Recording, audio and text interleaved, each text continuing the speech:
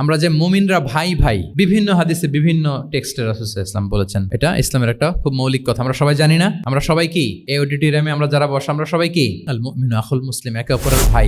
আমাদের মধ্যে আবার আরেকটা সমস্যা আছে, আমরা দেখা যায় যে প্রত্যেকে যেই দল করে ওই দলের এরা ভাই ভাই আর কি, এরকম।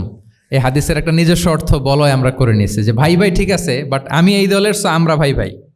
আচ্ছা, ওরা ওই দল, তো ওরা কি নিজেরা নিজেরা আসলে কি এই ভাই ভাই নাকি?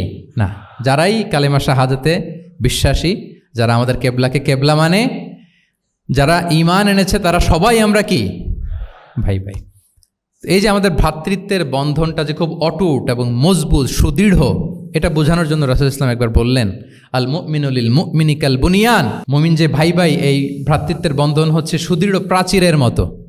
ইয়াশুদ্দু বা'দুহু বা'দা, one side strengthening the other. একটা বড় প্রাচীর, যেমন এই বিল্ডিংটা যেমনি এই পাশ ওই পাশটাকে মজবুত করে ধরে রেখেছে, ওই পাশ যেমনি এটাকে মজবুত করে ধরে ঠায় দাঁড়িয়ে আছে বছরের পর বছর, যুগের পর যুগ।